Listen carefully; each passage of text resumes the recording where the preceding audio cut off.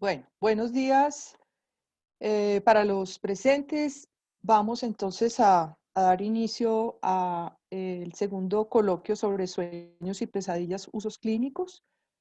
Estaba previsto que nuestra colega Caterine Villa moderara esta mesa, pero tiene bastantes dificultades hoy de conexión, con lo cual pues seré yo quien haga la tarea que estaba en mano, iba a estar en manos de Caterine.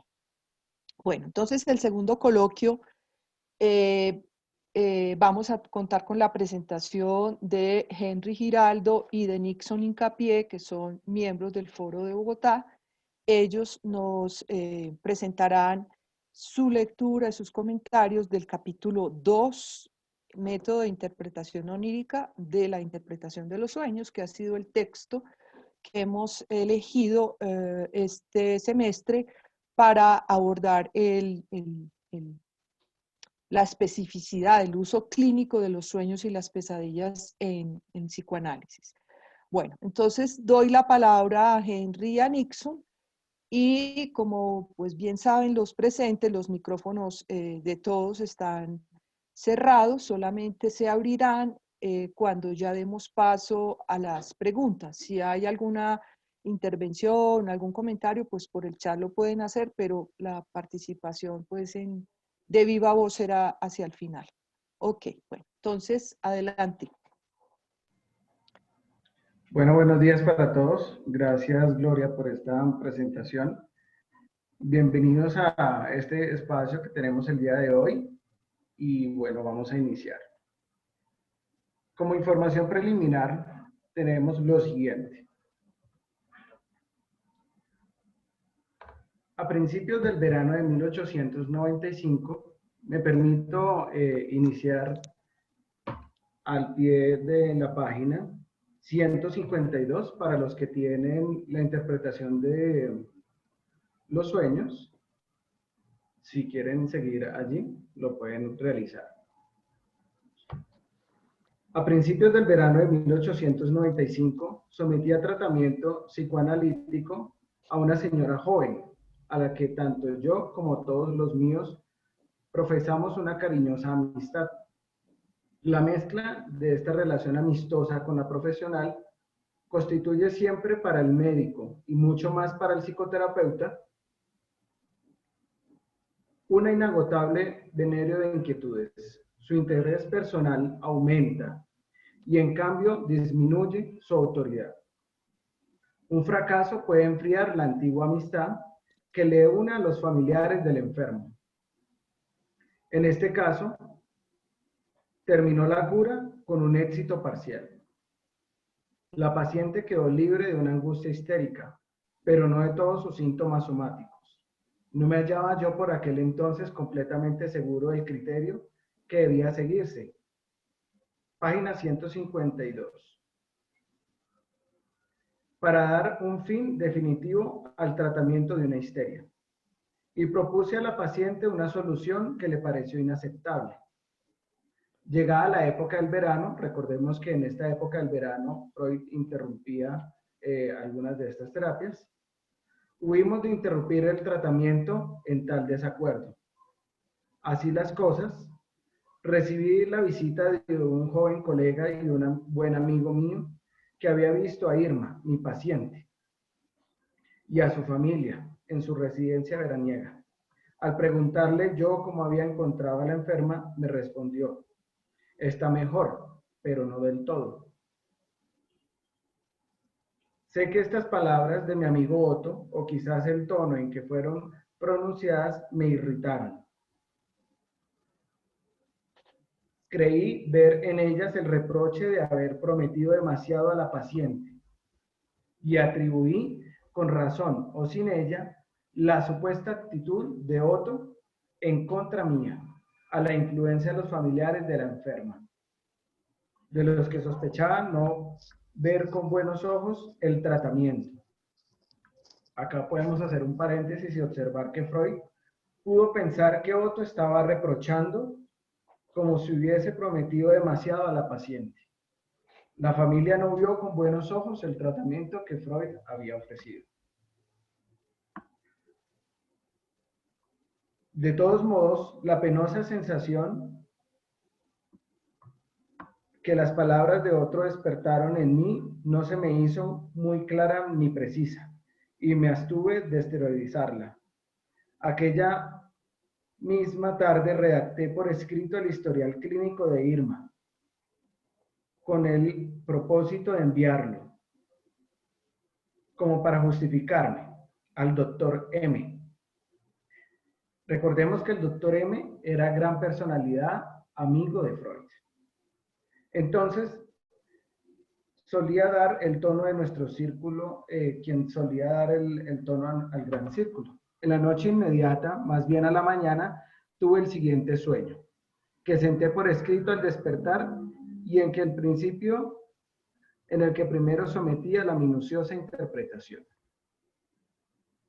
Bueno, en este momento viene el sueño que tuvo Freud y el cual, así como ustedes observaban en el flyer que circuló por las redes sociales y el cual llegó a sus correos, es un sueño paradigmático. ¿Por qué un sueño paradigmático? Nos preguntaremos.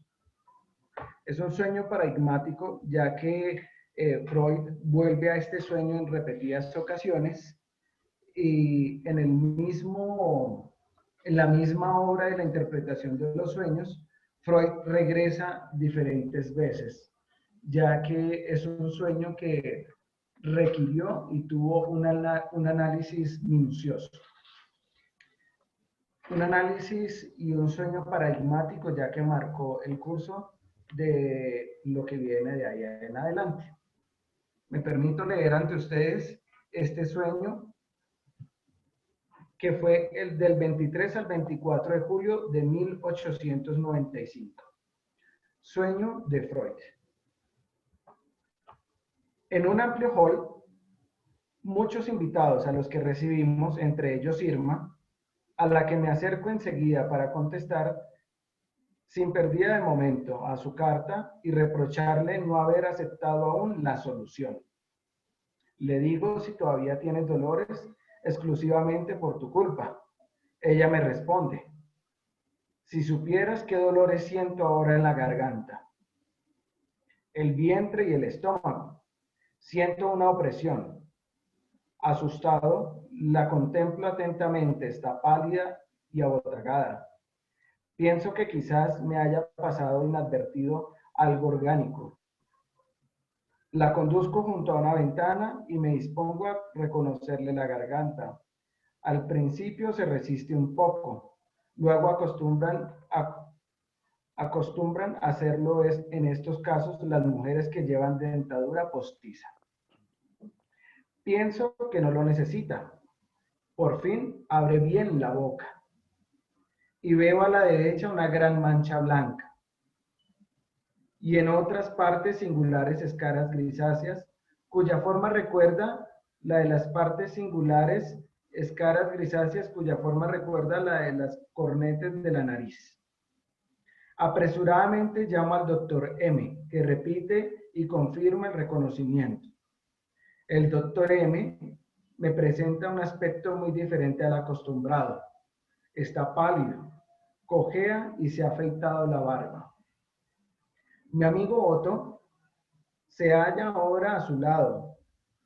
Mi amigo Leopoldo percute a Irma por encima de la blusa y dice: tiene una zona de macidez abajo a la izquierda y una parte de la piel infiltrada en el hombro izquierdo, cosa que yo siento como él a pesar del vestido. Me dice, M dice, no cabe duda que es una infección, pero no hay cuidado. Sobrevendrá una disentería y se eliminará el veneno. Sabemos también inmediatamente de que procede la infección. Nuestro amigo Otto ha puesto recientemente a Irma una vez que se sintió mal, una inyección con un preparado a base de propilena, ácido propinoico, trimitelamina, cuya fórmula veo impresa en gruesos caracteres. No se ponen inyecciones de este género tan ligeramente. Probablemente estaría además sucia la jeringuilla. Este sueño presenta con respecto a otros muchos una ventaja. Revela enseguida claramente a qué sucesos del último día se haya enlazado y cuál es el tema de que se trata. Las noticias que Otto me dio sobre el estado de Irma y el historial clínico en cuya redacción trabajé hasta muy encerrada la noche han seguido ocupando mi actividad anímica durante el reposo. Sin embargo, por la información preliminar que antecede y por el contenido del sueño, nadie podría sospechar lo que el mismo significa. Yo mismo no lo sé todavía. Me asombran los síntomas patológicos de que Irma se queja en el sueño, pues no son los mismos por los que hube de someterla a tratamiento. La destinada idea de administrar a un enfermo una inyección de ácido propinoico y las palabras consoladoras del doctor M me mueven a risa. El sueño se muestra hacia su fin más oscuro y comprimido que en su principio. Para averiguar su significado, habré de someterlo a un penetrante y minucioso análisis. Hasta ahí el sueño. Observamos cómo en este momento se ve la parte del sueño que tuvo Freud. De esta manera, recordamos que al inicio de este capítulo nos muestra cómo los métodos que se utilizaban de la interpretación onírica, los ejemplos de un sueño. Freud se había propuesto a demostrar que los sueños son susceptibles de interpretación. Y de esta manera, a inicios, la opinión profana mencionaba que se intentaban interpretar los sueños por medio de dos procedimientos. El primero era tomar el contenido del sueño en su totalidad y procurar sustituirlo por otro contenido. De esta manera se daba una interpretación simbólica. Ejemplo de esto es el sueño de José, un ejemplo de la historia de la Biblia. Yo creo que ustedes lo han escuchado, lo han visto en algún momento, en el cual se ve cómo las 7 vacas gordas y las 7 vacas flacas constituyen una sustitución simbólica de la predicción de 7 años de hambre en la época del faraón. Cabe decir que aún continúan este tipo de interpretaciones populares, refiriéndose principalmente al porvenir más o menos lejano de lo que ha de acontecer. Otro de los métodos que se utilizaba era el método descifrador, que se caracterizaba por una escritura secreta. Cada signo puede ser sustituido mediante una clave. Si, por ejemplo, hemos soñado con una carta y luego con un entierro, y se consultan las populares claves de los sueños, se hallará que se debe sustituir carta por disgusto y entierro por esponsales. Lo importante de este procedimiento es que la labor de la interpretación no recae sobre la totalidad del sueño, sino de manera separada sobre los elementos que componen el contenido. Freud comenta que se debe pues afirmar que los sueños poseen realmente un significado. Esto lo comenta en la página 147. De esta manera, al haber observado la información preliminar, que fue la que comentamos anteriormente, en la siguiente presentación vamos a observar el análisis de este sueño paradigmático de Freud. Me permito compartir ante ustedes mi pantalla.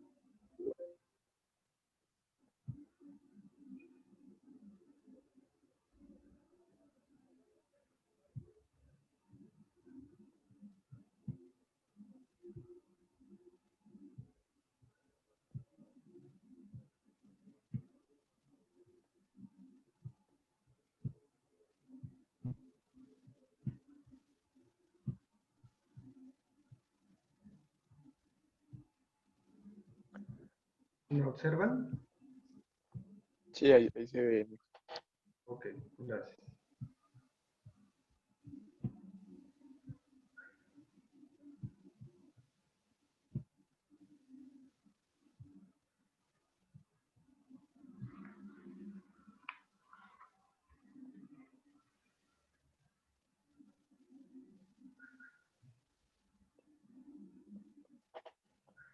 Bueno, en esta parte vamos a observar cómo el análisis se hace de manera minuciosa. La inyección de Irma fue un sueño que tuvo un análisis muy completo, como lo habíamos mencionado anteriormente, en el cual se descubre una justificación y se muestra la realización de deseo inconsciente de los deseos reprimidos. Recordemos que el contenido manifiesto es la narración del sueño o aquello que el paciente narra. En este momento fue el mismo Freud quien narra y cuenta este sueño. Elementos de Freud. Los elementos fueron los acontecimientos presentes en él, muy claros, por ejemplo, la noticia de Otto sobre Irma, el historial clínico que estuvo redactando sobre Irma el día anterior, ocuparon su actividad mental mientras dormía. Más allá de que el sueño más allá que en el sueño se recuperan estos restos diurnos, nadie que conociera estos elementos podría realizar una interpretación de este sueño como lo realizó él a partir de todos estos elementos. Para averiguar el sueño se procede a descomponer el mismo en partes e ir asociando de manera libre sobre cada uno de estos fragmentos y sus contenidos, así como lo observamos en este ejemplo. Cada elemento del contenido manifiesto va a desentrañar algo como lo observamos acá. Como ustedes lo observan en sus pantallas, vemos lo siguiente. El vestíbulo, muchos invitados a quienes nosotros recibimos. Entonces, esta es la primera parte, como lo toma Freud, de que toma del sueño el primer fragmento y empieza a hacer el análisis con la asociación. Ese verano, entonces, toma la primera parte e inicia a hacer el análisis. Ese verano habitamos en Bellevue, en una casa solitaria que se alzaba sobre una de las colinas próximas a Kellenberg. Antiguamente se le había destinado a local de fiestas. De ahí sus habitaciones fuesen inusualmente vastas, como vestíbulos. El sueño ocurrió hallándome en Bellevue y otros días antes del cumpleaños de mi mujer. Las vísperas de ella se había expresado su esperanza de que para su cumpleaños viniesen a vernos muchos amigos y entre ellos también Irma como huéspedes nuestros. Mi sueño anticipa entonces esa situación. Es el cumpleaños de mi mujer y muchas personas, Irma entre ellas, serán recibidas como invitados huéspedes en el gran vestíbulo de Bellevue. Acá vemos cómo se ve asociado vestíbulo que condensa muchos pensamientos oníricos latentes dentro de esa frase. Hay pensamientos que ocupan la actividad anímica del soñante. Se asocia con los elementos latentes, ya que Bellevue manifiesta el vestíbulo, los muchos invitados que vendrían a esta fiesta. Entonces vemos cómo esto que fue soñado, Freud lo asocia directamente con los invitados que vendrían a la fiesta. Entonces, este es un ejemplo de cómo es la técnica que está utilizando Freud para asociar y hacer un análisis del sueño que estamos presentando en este momento.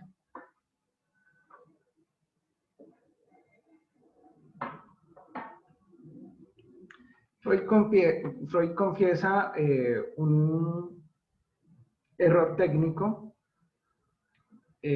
al paciente en el momento en que le comenta el significado del síntoma, ya que con eso tenía que desaparecer, comentaba en ese momento, ya que es responsabilidad de él o no si desaparece.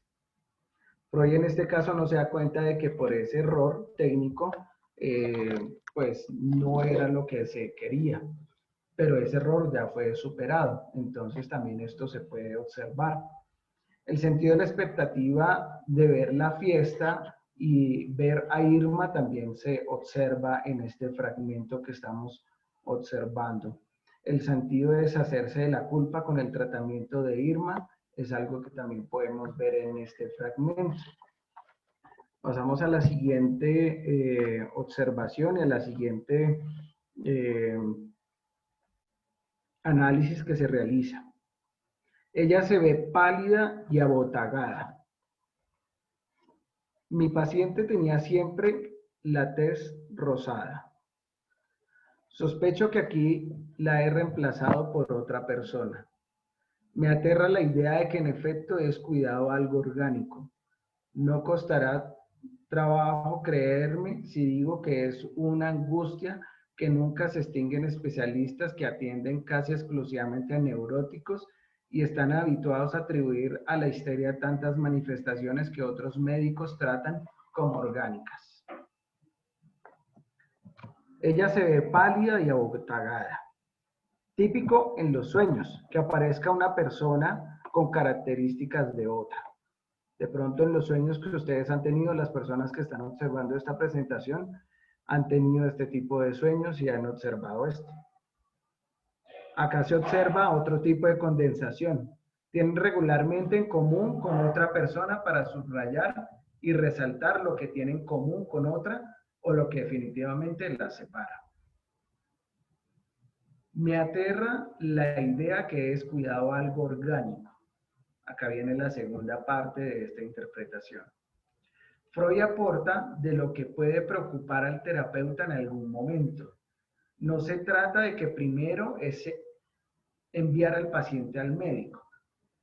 Si el paciente ya ha recurrido al consultorio porque lo aqueja algo a nivel psicológico, ese es su motivo de consulta. No se trata de enviar al paciente al médico. La cura de Freud solo elimina dolores histéricos. Su cura no sería orgánica. Error en el diagnóstico. Culpa por no haber tenido éxito con el tratamiento. No iba a poder curar a Irma, sino si su problema era médico. Era una culpa que lo aquejaba.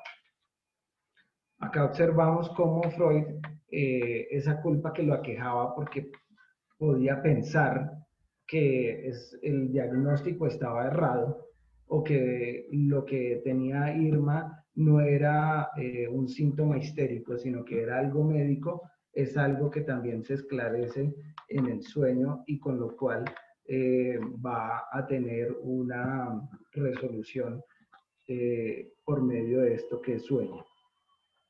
De esta manera podemos observar cómo el sueño va abriendo y cómo el sueño va realizando interpretaciones de lo que va aconteciendo y de lo que se va desenmarañando poco a poco. Hasta acá esta interpretación y esta parte del análisis y ya retomamos.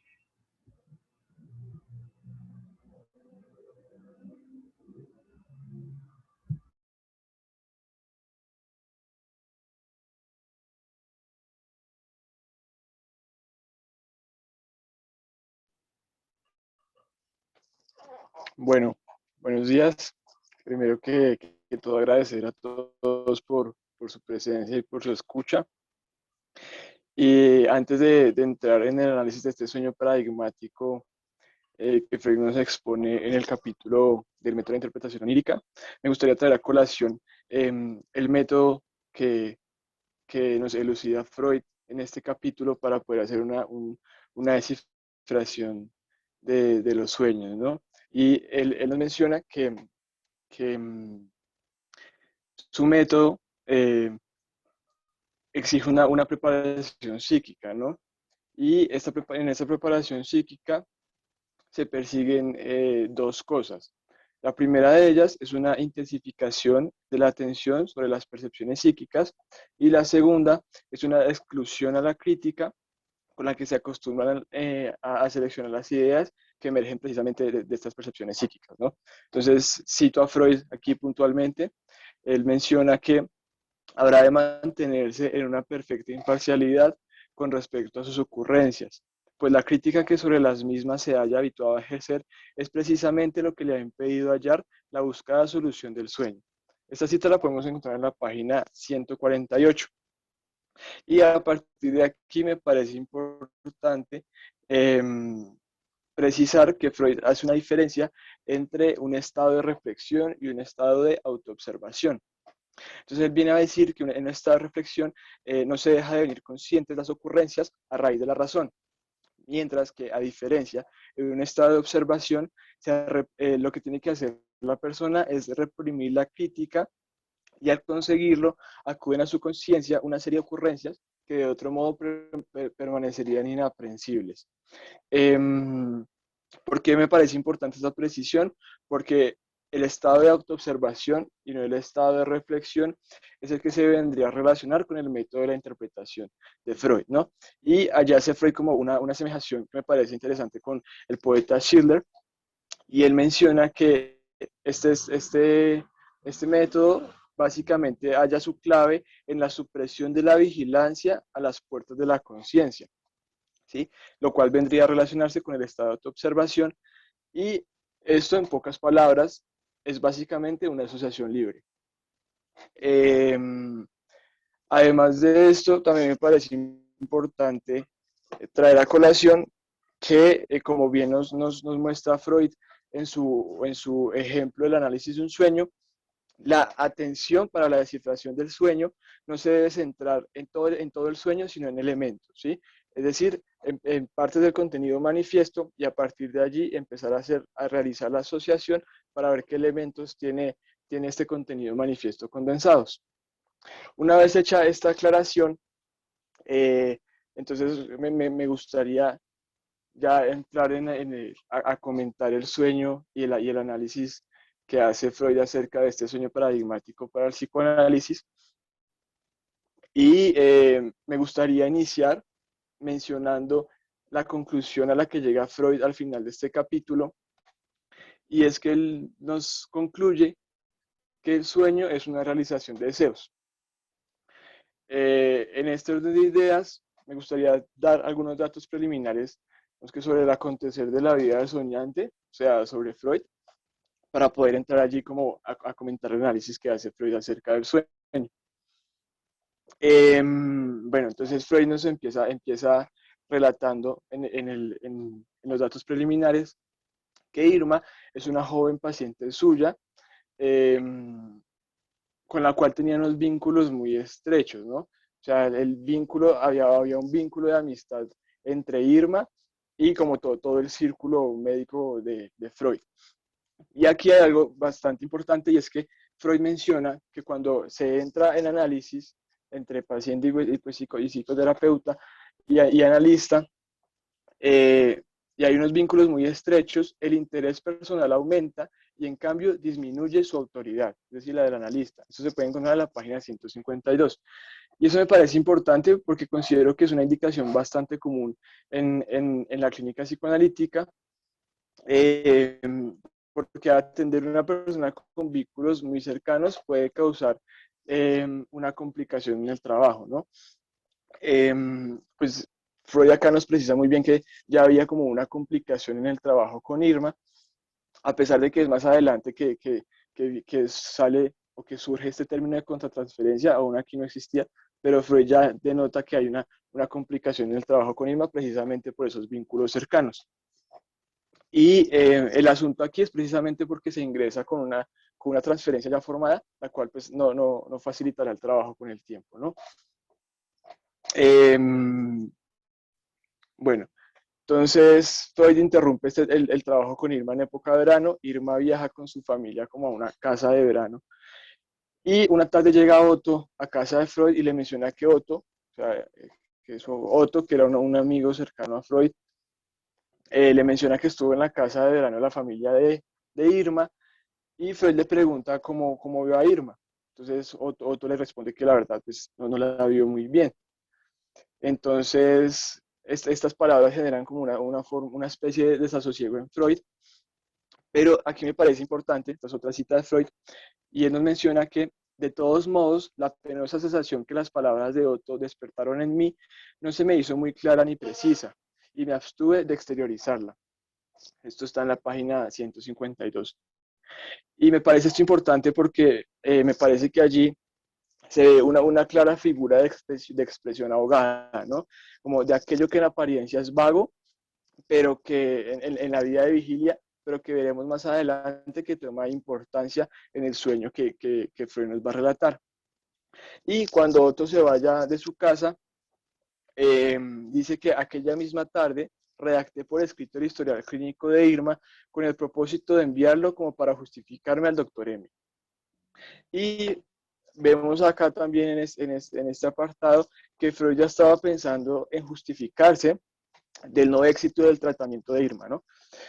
Eso también cobrará importancia más adelante en el análisis. Entonces ya en el análisis, vemos que para entrar a comentar el análisis que hace Freud de este sueño paradigmático, me parece importante hacerlo como un ejercicio como similar al que hizo Freud, ¿no? Entonces, vamos a tomar contenidos manifiestos del sueño, en los cuales, pues, a través de la asociación libre, Freud denota que se hayan condensados contenidos oníricos latentes. Entonces, Freud comienza analizando el sueño y dice que, bueno, el sueño de Freud empieza como en un amplio hall en el que hay una fiesta y hay varios invitados, entre esos Irma. Y él se dirige a Irma y dice, reprochó a Irma no haber aceptado la solución. Le digo, si todavía tienes dolores, es exclusivamente por tu culpa. Esto está en la página 154. Y esto me parece importante por dos cosas. La primera de ellas es la palabra solución, que en el texto original de Freud se halla entre comillas. Considero importante esto porque el juego de la palabra solución, o sea, hay como un juego en la palabra solución, ¿sí? Podríamos decir que tiene dos significados. Solución como la de resolver algo, pero también de aquello que se inyecta, ¿no? Es decir, Freud nos hace como un spoiler acá en este pedazo. Pero ante todo también se denota que Freud no quiere ser responsable de los dolores que aún aquejan a Irma. Por eso le dice, si todavía tienes dolores, es exclusivamente por tu culpa. En esta misma parte del contenido manifiesto, Freud se pregunta al final, ¿habremos de buscar en esta dirección el propósito del sueño? Y yo considero que sí, porque el sueño está intentando disculparlo, ¿no? Es decir, no es culpa suya el que Irma no se haya curado, sino que es culpa de Irma porque no acepta la solución que Freud le da. Entonces, Irma le comenta que ella aún padece de algunos dolores. Después de esto, Irma le comenta que ella aún padece de algunos dolores, como presión en el pecho, un malestar en la garganta, incluso estomacal. Y Freud menciona que la ve pálida y abotagada. Y esto aquí es importante porque Freud comienza a relacionar estas características, estos malestares físicos y esto que observa Freud en Irma con una amiga de Irma que Freud le gustaría tener por paciente y que él considera incluso mucho más inteligente, ¿no?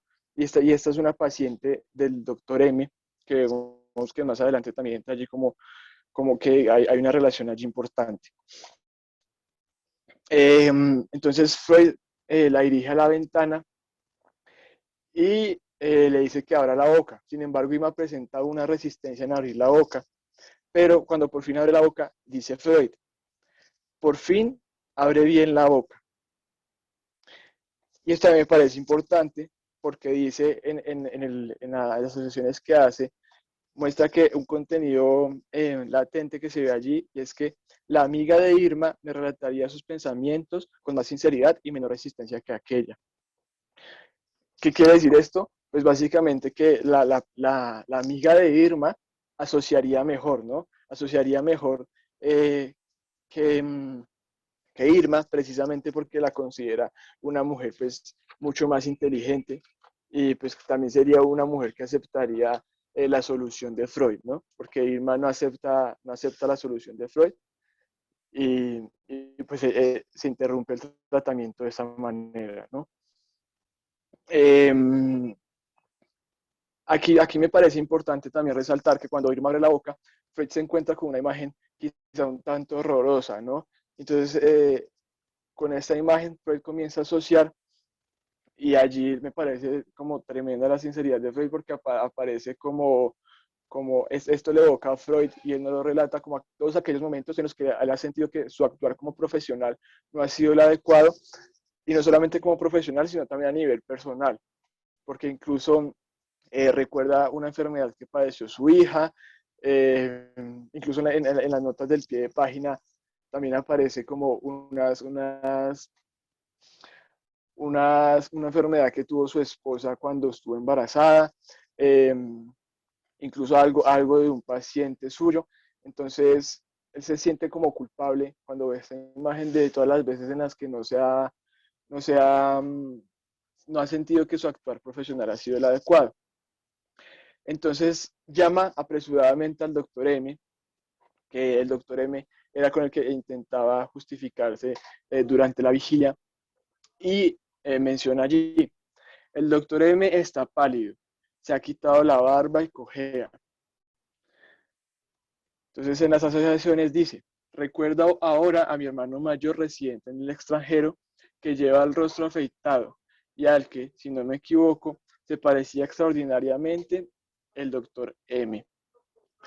Entonces Freud se pregunta como, ¿por qué he reemplazado también o he sustituido al doctor M por mi hermano? O hago esta semejanza. Y en medio de sus asociaciones, recuerda que ambos han rechazado una propuesta que recientemente les hizo, ¿no? Entonces, también vemos allí que más adelante esto tomará importancia.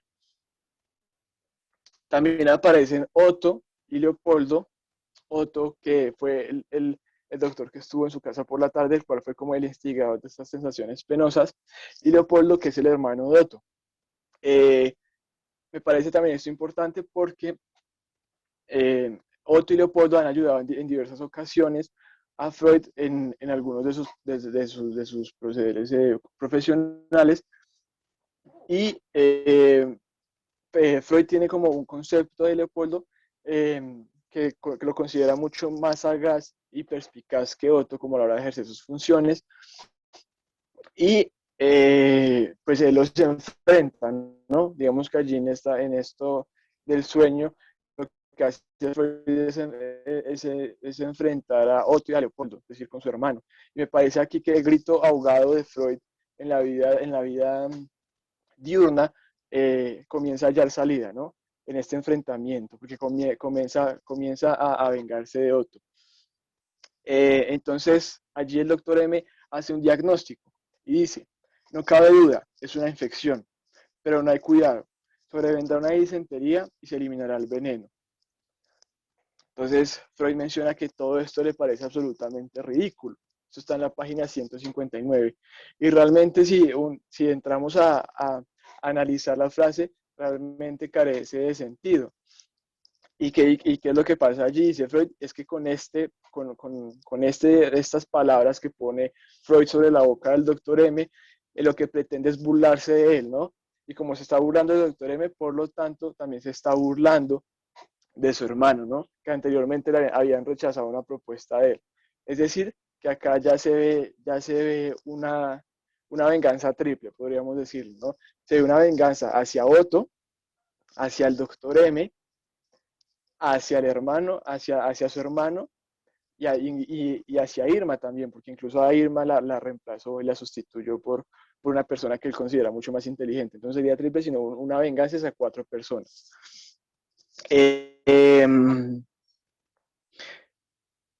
Y él dice, bueno, pero ¿por qué vengarme del doctor M? ¿Por qué vengarme también de un amigo? Y pues él nos muestra que el doctor M pues tampoco ha estado de acuerdo con la solución que le ha propuesto a Irma y también por esto se venga, ¿no? Pero además allí también hay algo que Lacan vendría a llamar como un trío de clowns, ¿no?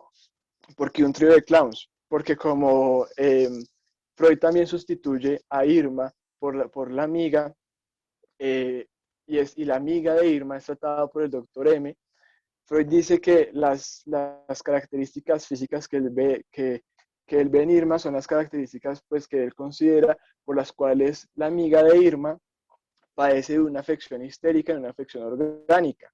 Entonces, mientras que allí el doctor M. J. y Leopoldo están discutiendo acerca de si la paciente tiene una afección orgánica o de que las causas de los malestares de Irma son una afección orgánica, pues él se está burlando porque realmente las causas serían una afección histérica, ¿no? Entonces como que les clava un dardo y por eso un trío de payasos, dice Gloria, sí, por eso dice Lacan el trío de clowns, ¿no?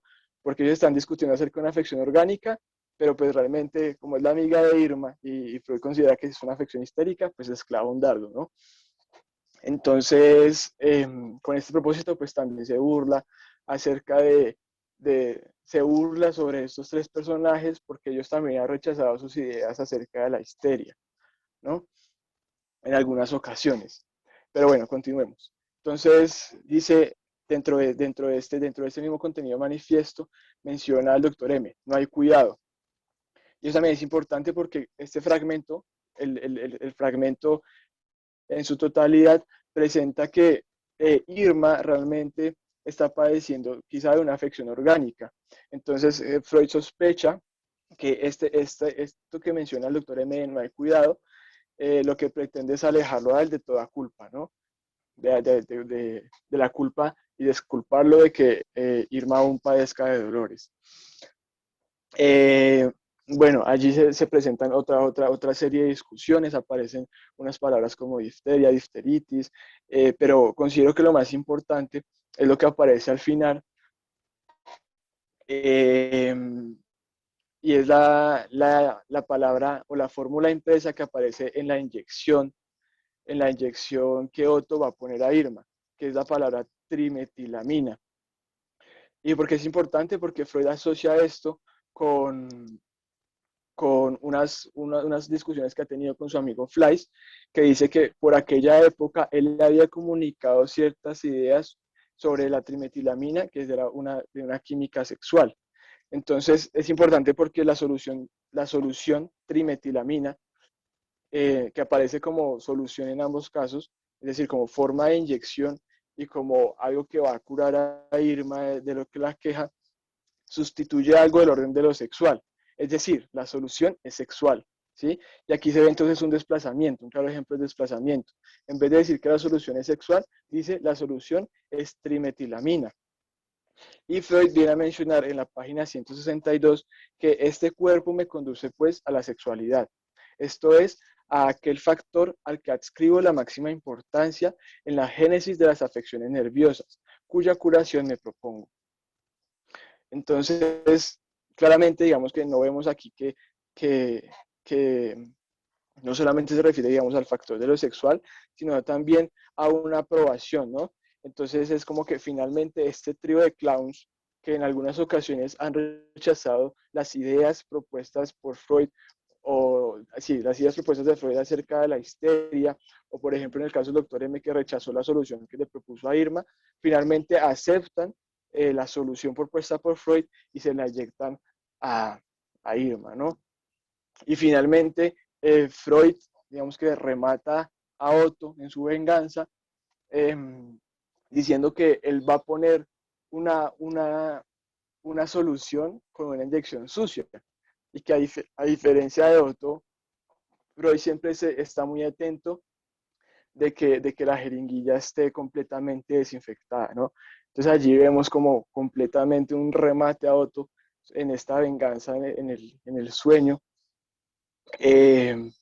porque trío de tontos, dice Gloria, sí. Entonces vemos que, digamos que allí Freud remata completamente a Otto, porque a diferencia de Otto, Freud sí está pendiente siempre de que la jeringuilla esté limpia cuando él va a proceder a poner una solución, ¿no? Entonces me parece a mí que la honestidad de Freud es la que nos permite observar cómo el sueño es una realización de deseos. ¿Por qué? Pues porque muestra diversas ocasiones en las que ha sentido que su proceder como profesional no ha sido el adecuado. Y pues que fue un sentir instigado por Otto. Es como si Otto esa tarde le hubiera dicho, no tomas suficientemente en serio tus deberes profesionales, no eres lo bastante concienzudo y no cumples lo que prometes. Eso está en la página 165. Digamos que entonces, por tanto, el sueño permite que Freud se reivindique profesionalmente de aquellas ocasiones en las que ha sentido que su actuar profesional no ha sido idóneo, demostrando frente a un círculo de colegas que es fiel cumplidor de sus deberes médicos, pues no se le puede culpar de que Irma siga con dolencias, ya que él como psiquiatra no puede ser responsable de una dolencia orgánica. Me parece a mí allí que Freud nos muestra claramente con las asociaciones que él hace y sus comentarios que el sueño es una realización de deseos, que esa es la conclusión a la que finalmente él llega. Pero entonces cabría preguntarnos aquí de dónde viene esa satisfacción. En el capítulo 4, él nos muestra que esa satisfacción viene de la antítesis entre la vigilia y los deseos que permanecen inconscientes a raíz de la represión. Bueno, a modo de conclusión, me gustaría leerles un cuento que fabriqué, un cuento también algo en el orden de la metáfora, porque habla acerca de Morfeo, el dios de la mitología griega, pero digo a modo de metáfora porque precisamente Freud lo que nos muestra con su trabajo acerca del método de interpretación de los sueños es que le quita este carácter como premonitorio que tenía desde el saber popular los sueños, ¿no? Entonces, por eso digo que a modo de metáfora, porque digamos que Morfeo era un dios, o bueno, es un dios de la mitología griega, que es condenado por Zeus por un saber revelado a los humanos, ¿no? Entonces hago un ejercicio allí como, ¿por qué saber revelado es que condenan a Morfeo? Entonces lo que propongo es que Morfeo es condenado por el saber que nos revela Freud, que es que el sueño es una realización de deseos. Entonces, el título del cuento es Del sueño y la inyección de Irma a la condena de Morfeo. El precipicio reflejaba su mirada, una mirada profundamente seductora y sombría, deviniendo en un llamado con cánticos celestiales que le invitaban a lanzarse.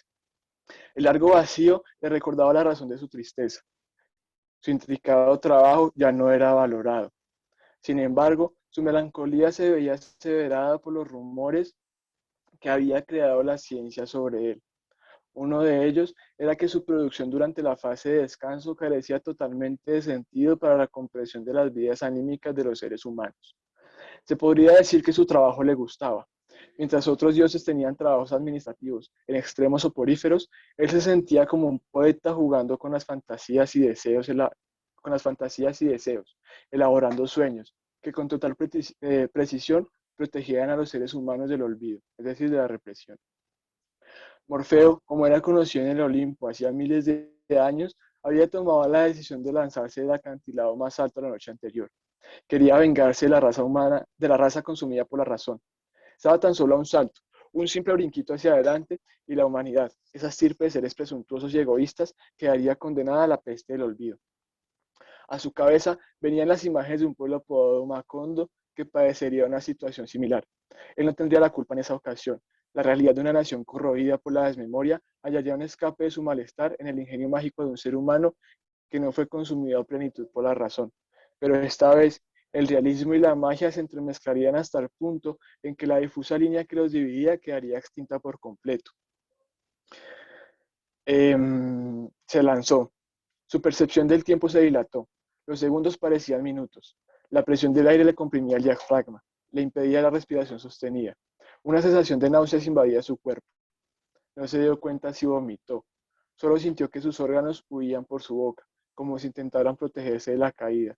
En su rostro, golpeado por el viento con una fuerza aplastante, se podía distinguir una mueca de profundo pánico. Su cuerpo, guiado por un impulso desconocido, se acomodó para caer sobre los pies.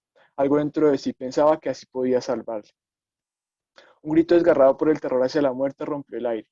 El fin de Morfeo, así como la peste del olvido para los humanos, estaban cerca.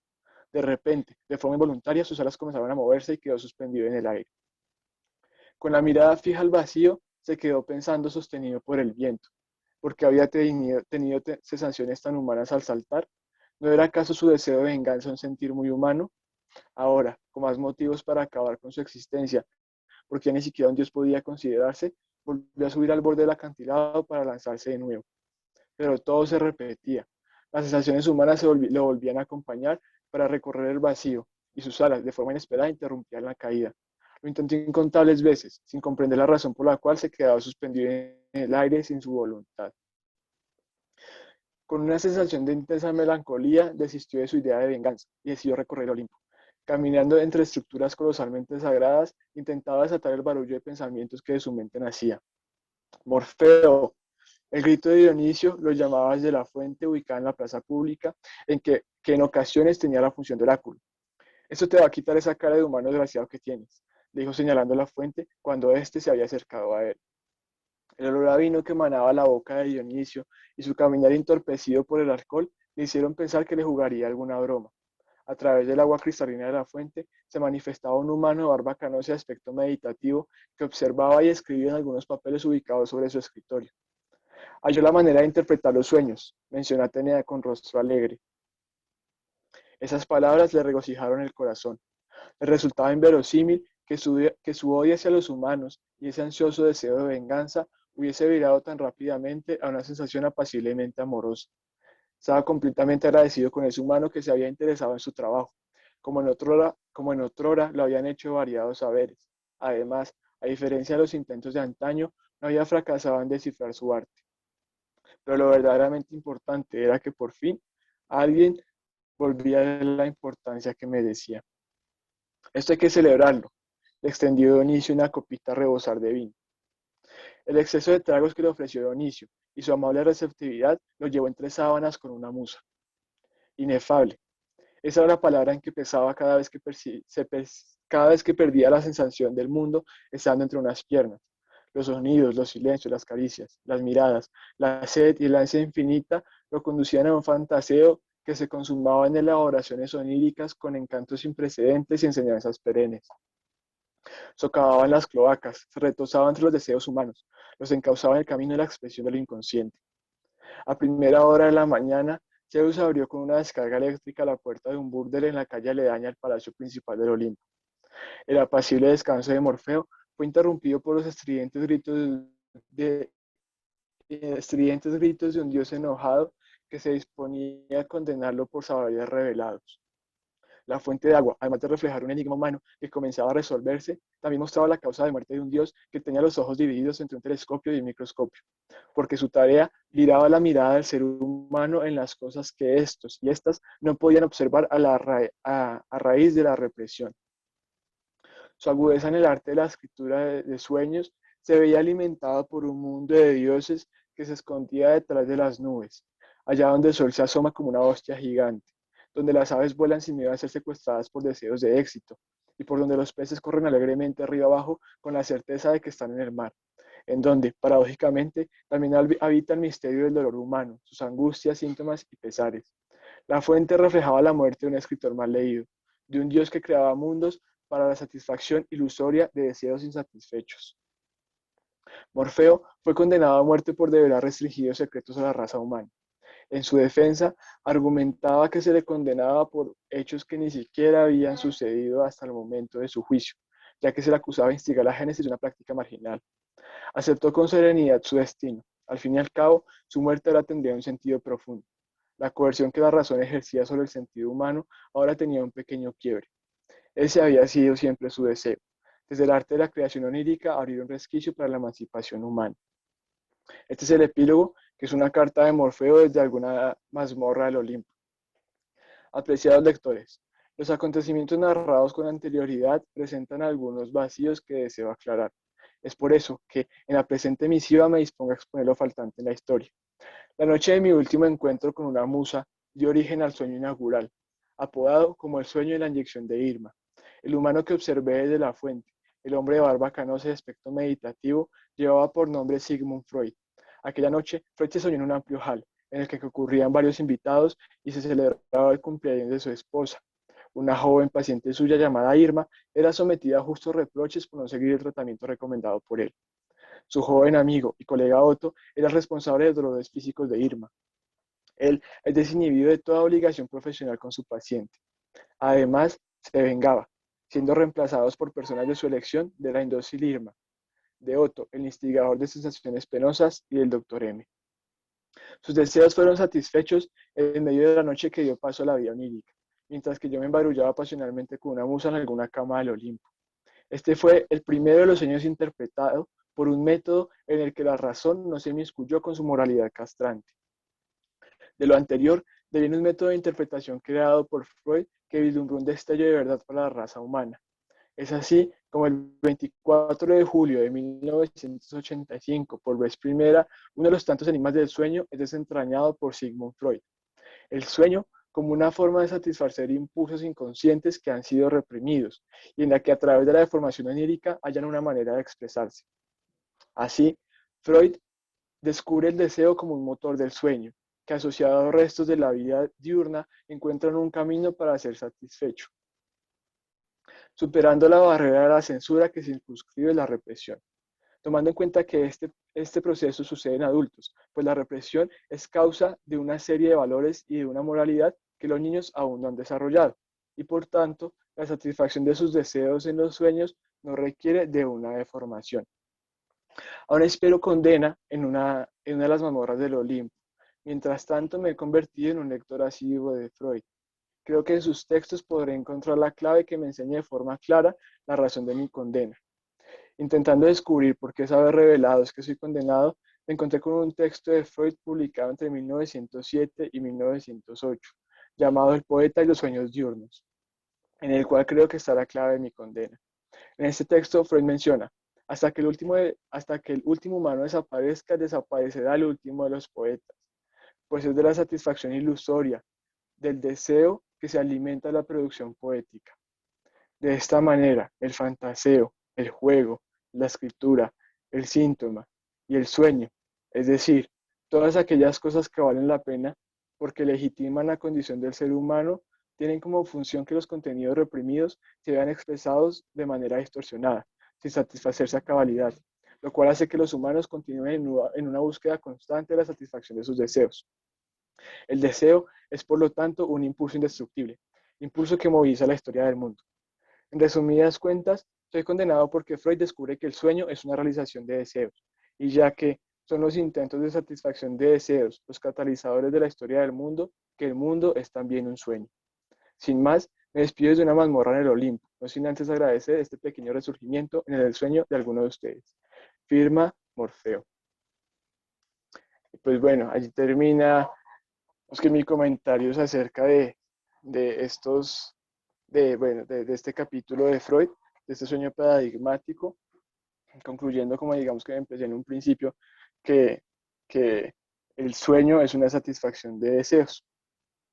Muchas gracias.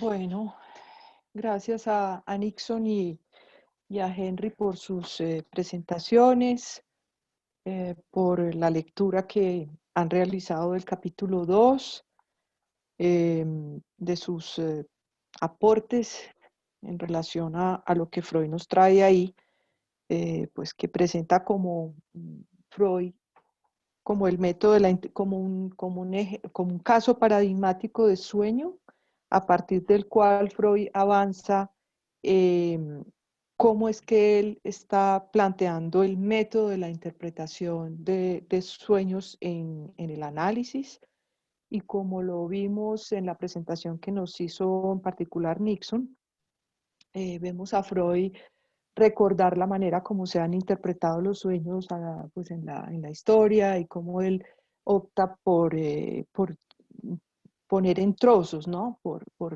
separar el sueño en trozos y ir haciendo un trabajo de análisis y de comentario trozo por trozo.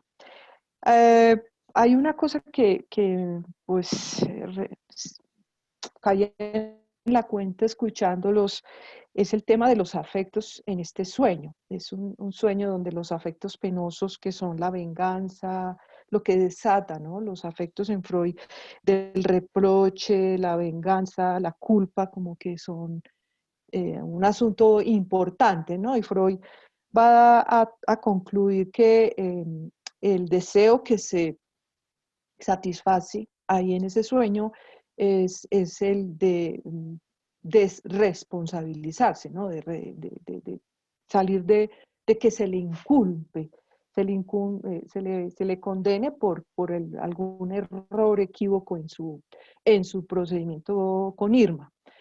Bueno, esto por lo pronto, pues importante como irlo considerando, porque cuando vayamos el mes próximo a la segunda vuelta de este mismo sueño con Lacan, veremos eh, la posición de Lacan que no irá como en la misma dirección. Dejo entonces abierta, Jamie, abriste micrófonos, porfa, para los participantes. Si hay intervenciones por el chat o por la posibilidad pues, de abrir la cámara o el micrófono. Entonces están habilitados. Sí, pues sería que levanten la mano y tú ahí me indicas a quién le voy habilitando el micrófono, ¿sí? Perfecto. De acuerdo. Sí.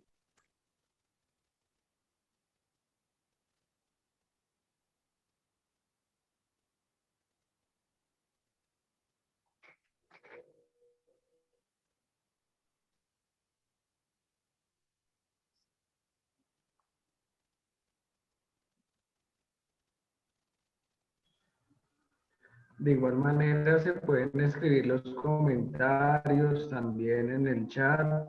Los que quieran los pueden escribir por ahí y con gusto los estaremos leyendo.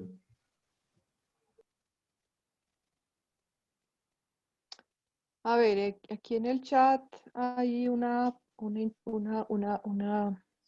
comentario, voy a leer. Lina Rollave dice, por ejemplo, hace poco soñé, espérense a ver, Nixon, tú tienes ahí, es que está como entrecortado mi, si puedes leer el comentario que está haciendo Lina Rollave, porfa. O Nixon o Henry.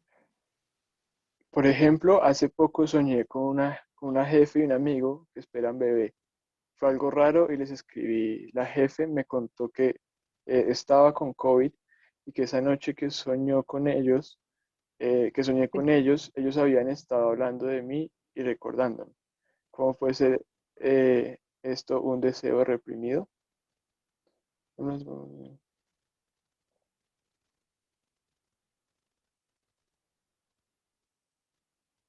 No sé, ustedes dos expositores, ¿qué le puedan decir a Lina en relación a lo que ella plantea como contenido manifiesto de ese sueño, los restos diurnos que ella también trae ahí, y el tema del deseo inconsciente, que ya pues no está ahí como en la superficie del contenido manifiesto, sino que más bien se deduce de lo que Freud va a llamar el contenido Exacto, latente, sí. que necesita un análisis, ¿cierto? Un análisis. Es decir, o sea, para ver, digamos, qué deseo hay satisfecho, pues tendría que entrar un análisis del sueño para poder ver, digamos, que desde el contenido manifiesto, qué cosas condensadas hay allí, ¿no? Y poder ver como el contenido latente que se puede hallar como dentro de las ideas de este contenido manifiesto que nos expone ella.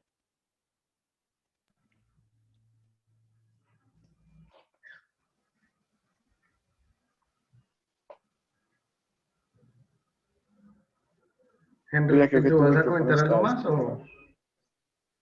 No.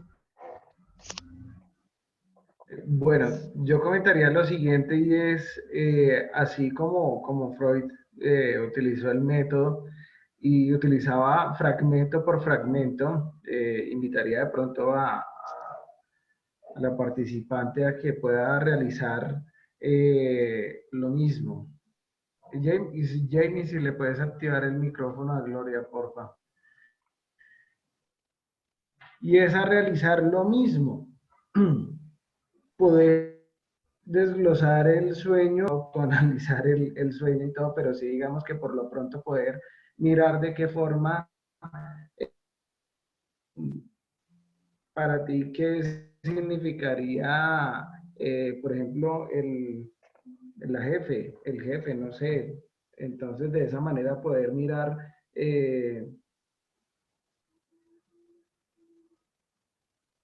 qué sería para ti eso, pero claro que no por este medio, sino que debe ser, digamos, ya en terapia, ya esto debe ser con tu analista, esto ya debe ser con la persona a quien consultes.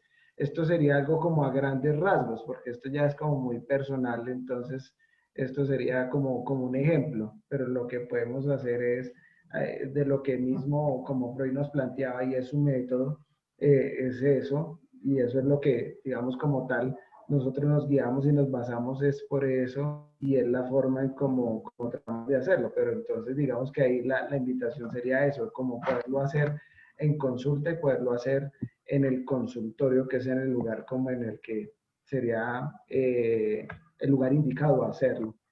Es lo que podría decir por el momento. Sí, antes de darle Clara y Felipe han levantado la mano, antes de darle la palabra ante todo a Clara, pues yo quisiera cerrar lo que dije antes, pues hacer notar cuál es el método de Freud, justamente que lo estamos viendo en la presentación de hoy, es que él coge trozo por trozo, y ahí va como Nixon en ese sentido, él coge trozo por trozo y hace el esfuerzo de ver eso a qué le remite a él. Sí, o sea que ese es el método para descifrar.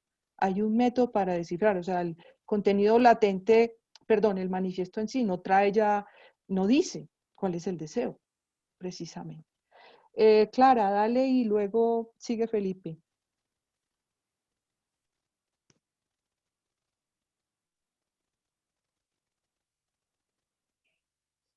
Clara, no te escuchas y yo ya te habilité la opción.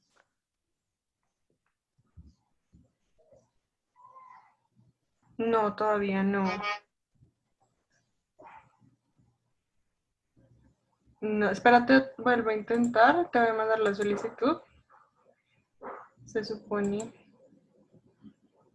que ya listo, pero no te escuchamos.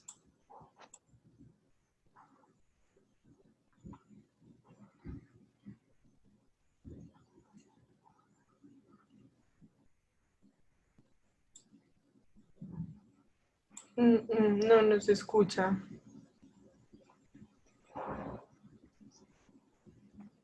¿Sería de pronto que salieras y volvieras a ingresar? Sí, se puede. Sí, sí, yo creo que hagamos así. Listo. Listo.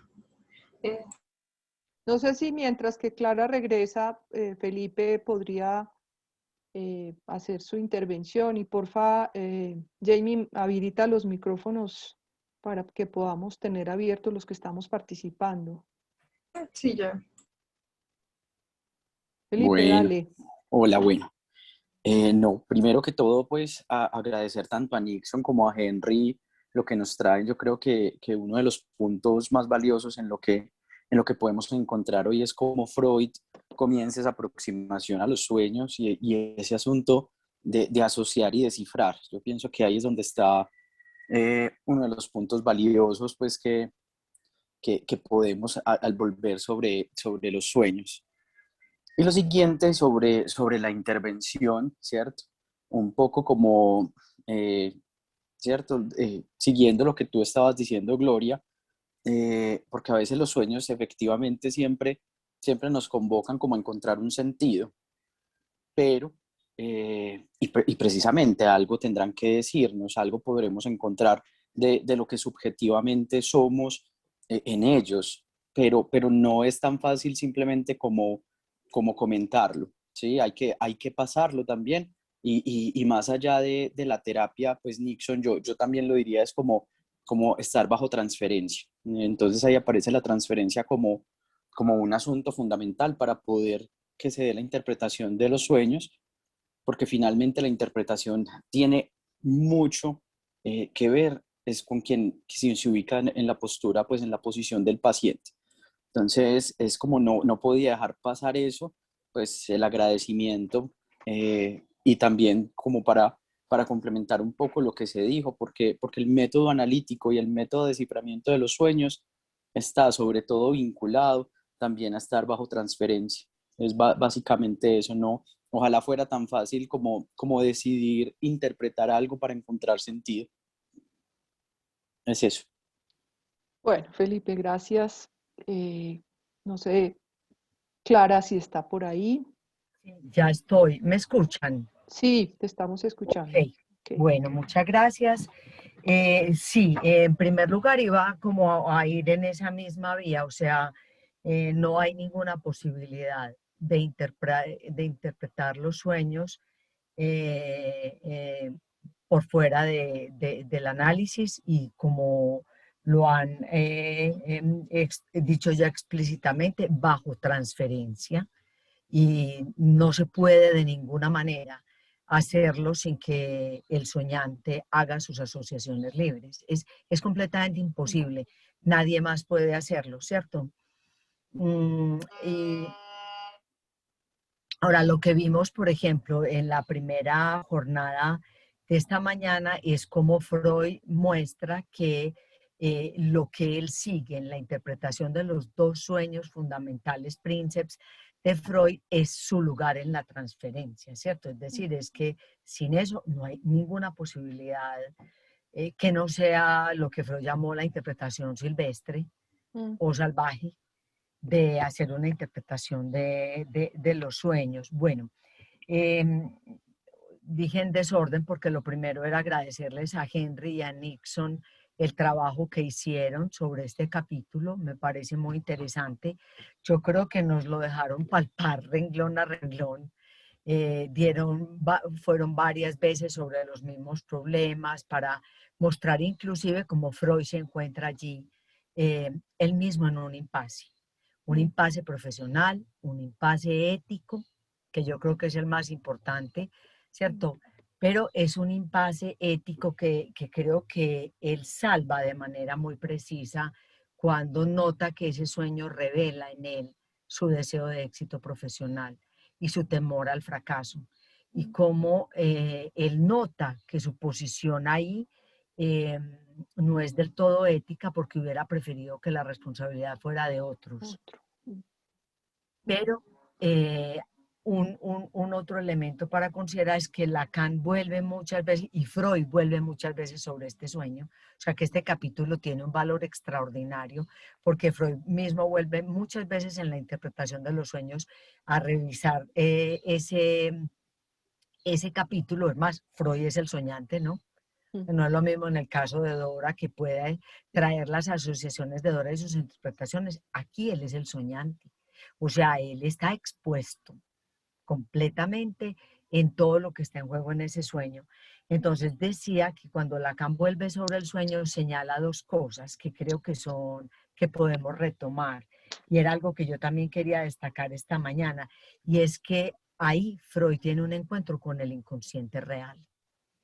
Es decir, que el encuentro con la garganta, con ese agujero que no lo asusta un poco, Henry, sino que lo horroriza. Lo horroriza, sí. Claro, es el horror del encuentro con esa garganta, con ese agujero. Es como ahí está el inconsciente real en ese sueño. Pero entonces Lacan dice, ese es el momento del despertar. El momento del encuentro con la angustia que representa ese agujero. Y Freud no se despertó. Y Lacan dice, tiene coraje. Tiene agallas. ¿Ah? Tiene Sí, agallas, tiene dice Lacan. agallas. Tiene agallas. Es decir, no es cualquier sujeto, ni los errores de Freud, que hoy es el día de, quizás en la jornada de hoy la podríamos titular lo que nos enseña Freud con sus propios impases, porque no es un error cualquiera. Es un error de alguien que tiene un coraje ético y más allá quiere saber, ¿cierto? Entonces quería como destacar eso de este trabajo que ustedes hicieron, y vamos a seguir con los otros capítulos de la interpretación de los sueños, pero este abre un agujero. Este capítulo abre un agujero, sin duda, porque nos deja situados frente a un problema en el que yo diría que nos permite ya no solamente pensar la interpretación de los sueños a la luz del inconsciente estructurado como un lenguaje, sino que de entrada Freud se encuentra con ese agujero. Y un agujero que lo concierne a él, que es lo que yo creo que vale de su transmisión. Bueno, entonces muchas gracias. Quería pues como ampliar esas dos cosas. Bueno, Clara, gracias. ¿Hay alguien más que quiera dar su aporte, su pregunta?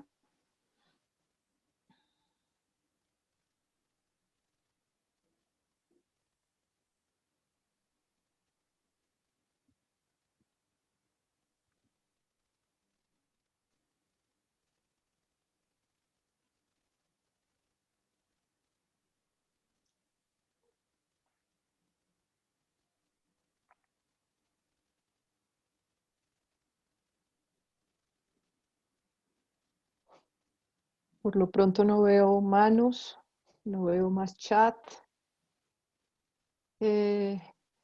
Yo quisiera como decir algo también en lo que abre de vía Clara sobre el trabajo que nos espera para el próximo mes. ¿Sí? El comentario de Lacan sobre este sueño es que sí, ahí Freud presenta ese método de interpretación trozo por trozo, como buscar el sentido del sueño a partir de eso, pero al tiempo está esa indicación que por lo demás que tú traías, Clara, lo de la garganta, ¿no? De ese punto de horror que Freud lo pone en una nota a pie de página, ¿no? Está como una nota a pie de página que deja abierto el problema, no está en condiciones de ocuparse por lo pronto de eso, pero ya está ahí, en el principio está este asunto que evoca Clara del inconsciente real, no solamente del inconsciente lenguaje. ¿Mm? Bueno.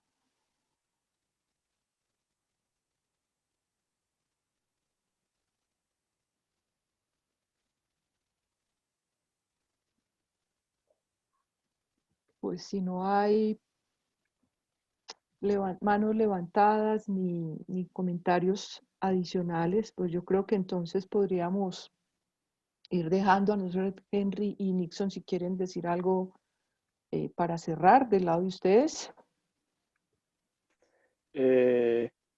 Pues no, es que lo que me parece también importante es que como ustedes nos complementan esto, y es que me parece que Freud en este caso nos muestra de manera muy precisa cómo es su método, el método que creó para la interpretación del sueño, ¿no? Y nos muestra en el ejemplo de análisis cómo divide el sueño en partes para poder realizar la asociación libre, a partir de allí cómo elucidar lo que nos quiere mostrar el sueño finalmente. Sería eso, y pues agradecer a todos por la escucha. Yo quería decir algo más, y es que hay un hilo que va tejiendo Freud, y es el del sueño como realización de deseos, que ustedes situaron pues muy bien en la presentación. Pero el capítulo 3 es el que se llama El sueño como realización de deseos. Y en realidad es en el capítulo 4 en el que Freud va a hablar de qué tipo de deseo. Entonces, muy interesante, Freud está construyendo esa tesis. Aquí habla de una realización de deseo paradójica, porque el modelo del silogismo del Caldero es buenísimo, Sí. ¿cierto? Es decir, tres premisas contradictorias entre sí y que sin embargo no se oponen ni se anulan, y el deseo que está en juego es un deseo íntimo, absolutamente de él, que pone en juego su posición ética.